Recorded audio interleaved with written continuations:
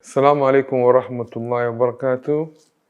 Welcome again into our series of lectures in this Ramadan. Inshallah, we are going to talk to ourselves and educate ourselves more about the benefits of Ramadan, seclusion, Laylatul Qadr, Zakat al-Fitr, Eid, Kiswatul Eid, and all activities surrounding the last 10 days of Ramadan, which also include the ethics of i'tikaf, that's a spiritual seclusion. I ask Allah to accept it as an act of ibadah. I ask Allah to give us long life to witness and observe Ma Ramadan in good health with our family members, our friends, our loved ones. May Allah make it easy for us. Allahumma ameen. Alhamdulillah wa salatu wa salam ala ashraf al-anbiya Sayyid al-Mursaleen Muhammad Rasulullah sallallahu alayhi wa sallam wa ala alihi tayyibin al-tahirin wa sahabati al-ghurr al-mayamin wa azwaji ummahat al-mu'minin وتابعين ومن تبعهم بإحسان إلى يوم الدين. Firstly, we thank Allah for this, and then we will talk about the last 10 days of Ramadan, and then for people who actually want to go into spiritual retreat, spiritual seclusion. And then this is the ethics. The Prophet ﷺ, when he was addressing people, he was talking to them about the ethics of Ramadan, because some of the Sahabas were going back to their wives after the iftar, and then the wives and the, meeting their husbands after the iftar. So they don't really know whether this is okay or not. So some of them, because of the doubt in their mind, they will ask the Prophet questions and all that. So Allah revealed to the Prophet, said, "A'udhu billahi minash shaitani, bismillahir rahmanir rahim. أحل لكم ليلة الصيام رفث إلى نسائكم هن لباس لكم وأنتم لباس لهن علم الله أنكم كنتم تختنون أنفسكم فتاب عليكم وعافى عنكم فالآن باشروهن وابتغوا ما كتب الله لكم وكلوا واشربوا حتى يتبين لكم الخيط الأبيض من الخيط الأسود من الفجر ثم أتيموا الصيام إلى الليل ولا تباشروهن وأنتم عاكفون في المساجد." Now, Sadaqallahu al-Azim.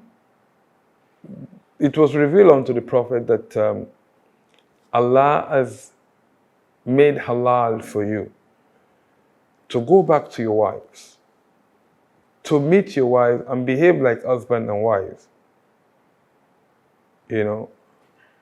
Because, the layl, some people will not be able to hold on for 30 days. And then Allah has given you the first 20 days and the night of the first 20 days, that you can go back to your wife. You can perform the duty of a couple within yourselves, within the period that Allah has specified. In the night after the futur, then you can invite your wife between that hour of iftar to the hour of fajr. So he said, Allah knows and understands the fact that you people have done this behind, and you are looking, you are not, you are confused. You don't know whether you are doing the right thing or not. So, but now Allah is confirming to you that He has made that night halal for you. But for you, He has forgiven you because you did it before even asking the Prophet. But now, Bashiruhunna, you can do that. You have the right to do it. You have the legitimacy to invite them, and they have the legitimacy to come unto you. So, because they are your garment, Antum libasun lahum, Allah has made you as a garment for them, and Allah has made them a garment for you. So you have to lean to each other.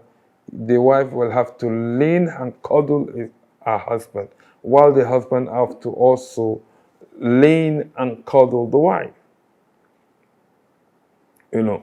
Now, he said, this night, وَلَا تُبَشِّرُونَ وَأَنْتُمْ عَاكِفُونَ فِي الْمَسَاجِدِ. Then he says that when you are in itikaf, itikaf is a spiritual seclusion.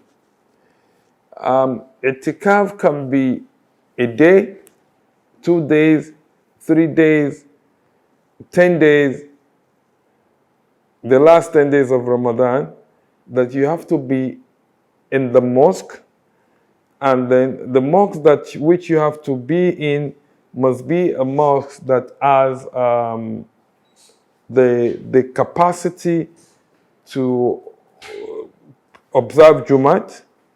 It must have the capacity of the birthplace, the toilet, the bathroom, where you can do some cleaning, where you can do some washing, where you can, all the convenience.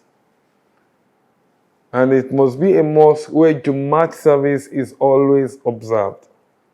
Not to forget that we are in a period where we need to exercise some restrictions in unrestricted intermingling of bodies, and that is what the social distancing must also be taken into consideration.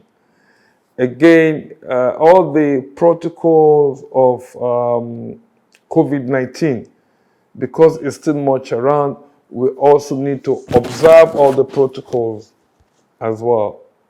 So these are the things that we need to know. Then the actions, what we do in that mosque, mainly is to separate ourselves, disengage ourselves from the worldly things, and reserve ourselves to that spiritual realm. The Prophet's Quran says that, Ya ayyuhalladhina amanu taqullaha wa kunu ma'as-sadiqin. These are the period that you need the relationship, attachment with people of like minds, not people that comes to discuss the worldly things. The world will definitely go, but the enjoyment of Allah in the hereafter and the torment of hellfire which Allah has provided for those who does not believe in Him will also be forever.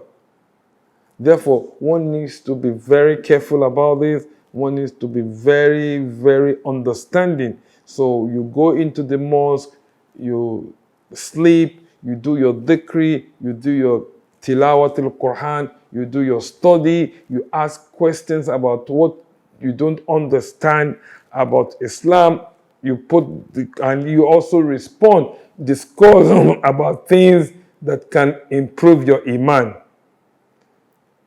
things that can improve the good of your hereafter, things that can improve the good of your neighbors, of your children, spiritually. So these are the things that you engage yourselves in during this period, in the seclusion. And then again, the night of majesty, which we will also explain the details of it in the next episode, how important it is, what we should do, and how we should go about it. Inshallah, we will explain that in the next episode. أقول قولي هذا أستغفر الله لي ولكم. السلام عليكم ورحمة الله وبركاته.